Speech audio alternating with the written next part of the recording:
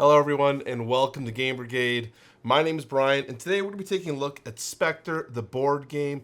Right now available at Target, and I believe it will be retail available nationwide in a few months.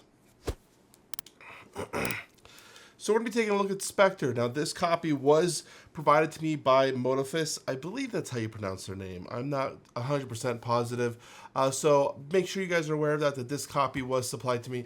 But I'm still going to give you my opinions on this game and my thoughts overall on Spectre. So what is Spectre? Well, it is the James Bond IP game where players are going to be taking on the role of different Bond villains. Now these villains are all the iconic villains that you would know from the classic movies as well as some of the newer ones like Skyfall. They are, to me, some of the more iconic ones. We've got Blofeld, which of course is from, is taken with from Austin Powers. Why can't I remember that at all? Come on now. But you got a whole bunch of them. I'll let you guys discover those on your own. But we will talk about some of the balancing regarding these villains soon. In the game, players will have their villain pawn as well as a henchman pawn that they're going to send out onto the board, providing different types of worker placement opportunities, which will then have rewards as you're fighting for area majority through this territory. Here on the board, you can see that there are different sectors, and the way it's split up can be a bit disjointed and confusing, so we'll try to explain as much as we can. At the top here, we have the Spectre track. This is going to track the victory points and who is in control and winning the game, as well as who will be having the title of number one. So as you're playing the game and as players progress higher in the Spectre ranks, your order will be determined by your placement in the game, and you'll be given a badge from number 1, 2, 3 to 4, with each one having different types of abilities. And these will shift as the game plays, as people overtake and pass one another. Down here is the vast majority of where the game is played. This is the worker placement locations.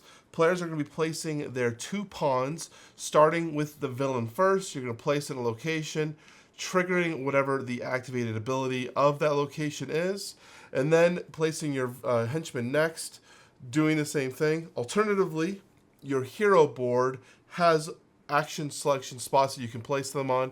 Not every hero does, because some of them are instant abilities or just passive abilities that happen all the time, but you could place your henchman or villain on your agent board rather than coming up here if you wanted to, based on the circumstances and the abilities. So here I have kind of separated up a game state to kind of represent like what it would look like in a 2-player game. I only played 3-player games for reference, but this is just for discussion. What then happens is once the round is over, once all players have placed their henchmen and villains, you are then going to go from sector to sector, awarding the majority bonus to each player, if applicable. So starting at number 2, here we have both red and blue having 2 cubes each, 4 total. There's no majority. Same thing in 3, but 4 does have majority. So the blue player would collect this token, and then they would collect whatever resource or reward for the majority. Same thing here in number 5, and then red has 6, 7, and 8, taking those bonuses.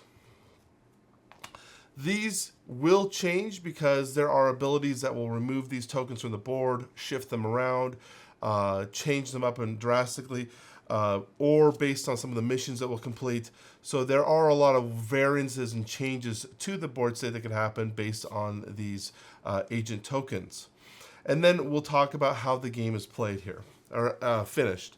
You're going to have every round a mission that comes up, with the On Her Majesty's Secret Service mission always being the first mission, and it's kind of a way to just to kind of get you warmed up and comfortable with the feelings. But after that, you're going to be completing these different missions, which players are going to have to then bid for sometimes to complete the objective. So, for example, On Her Majesty's Secret Service says that we must bid, or if we in the bid is depending on the player count, so it could be like 8 resources or 13 resources, depending on the amount of players. And it says, if you fail to have this done, remove 1 agent from each villain from every region. So we would have to come in through here and take a bunch of agents off. The thing about these missions is they can be vastly different, and it's sometimes hard to know exactly what to prepare for coming to following rounds. Sometimes we've had ones, I think this one might be one. You have to place, this one requires you to place your villain. Someone must place their villain, and you're going to be bidding with only briefcases. And from what I understand, there's a player count number for how much you bid per player count. That means you have to be bidding only the intel or the blueprint, it's the blue one, for this, and the only way to pass. If you don't, you can finalize things, scheme costs, an additional briefcase is the penalty for this one. So what does this even mean?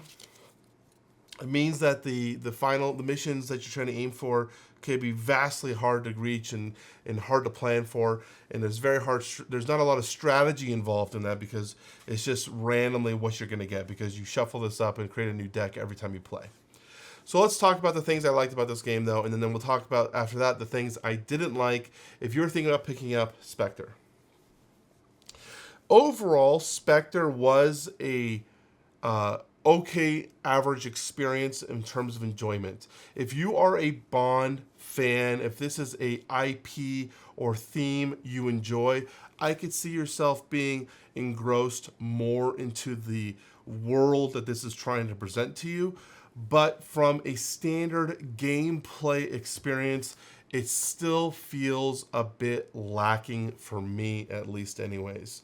So the gameplay experience, the thing that we're doing consistently is placing our two different meeples, our villain and henchman, to different locations to trigger the abilities. That's fine, and I can see the strategy as you're trying to accomplish things. You're trying to use these bonuses to send different types of henchmen across the field. But the problem comes is there's not enough rounds and time in the game to feel like you can really flesh out your hero or your character and take advantage of what their unique ability is.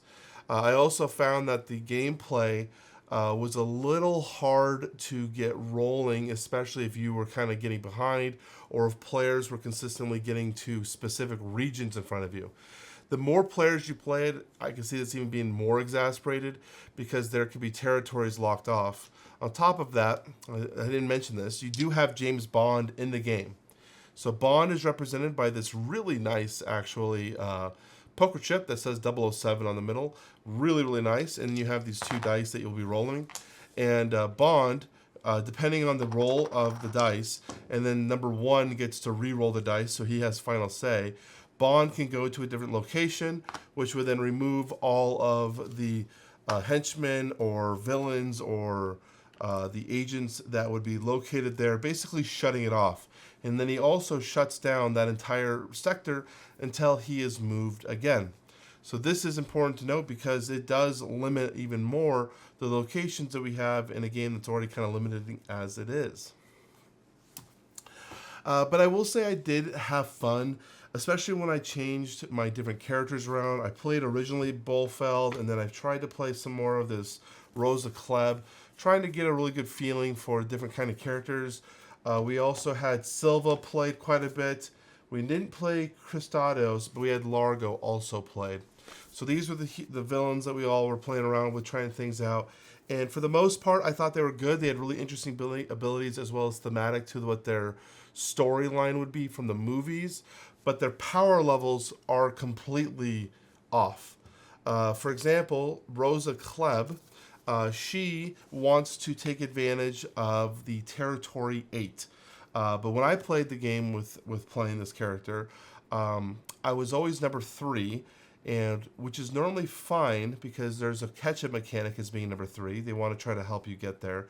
But my opponent kept going to register 8 or section 8, shutting me down completely.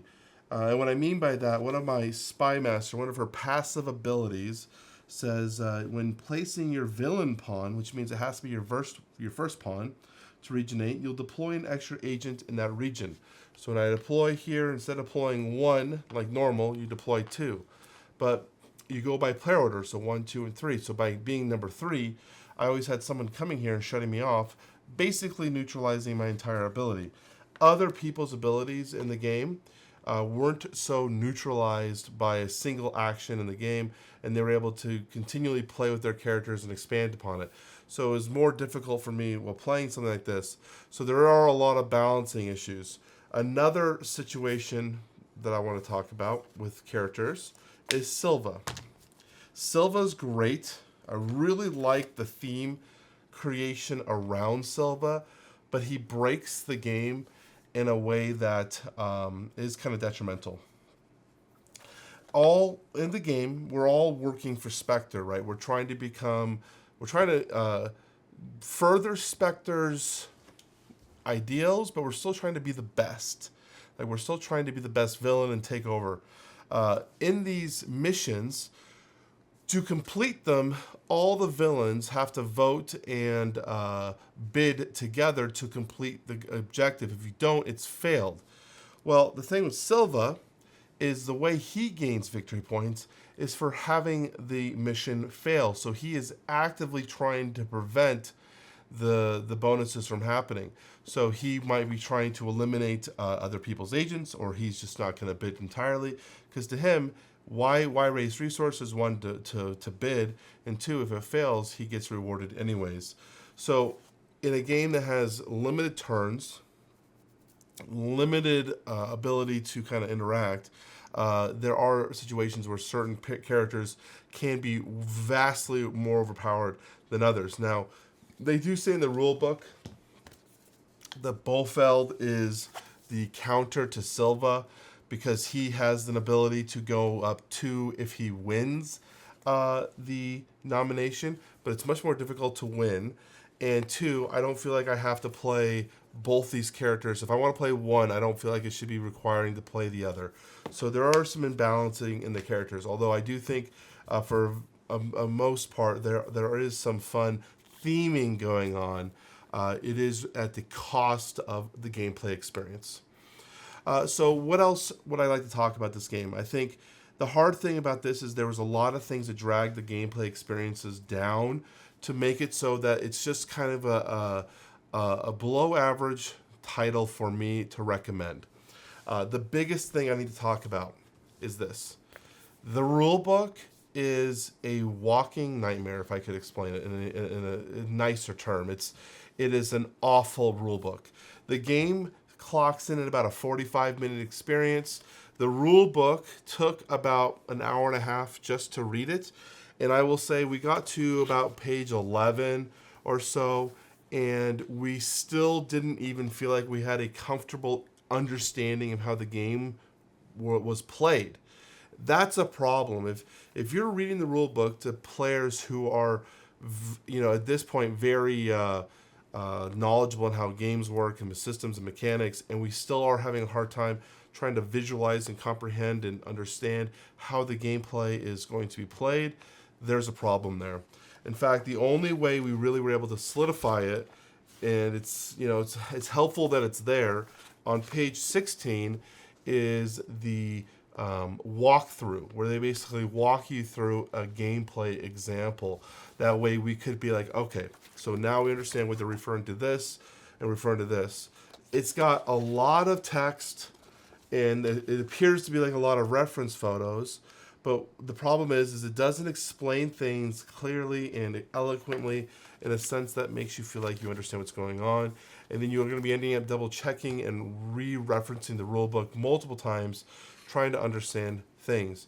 And that's also because there are clear mistakes within the game.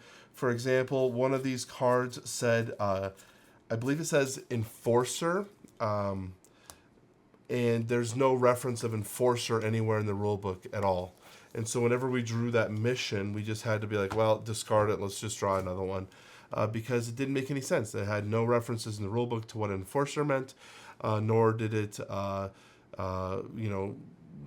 make any sense into the context of the game.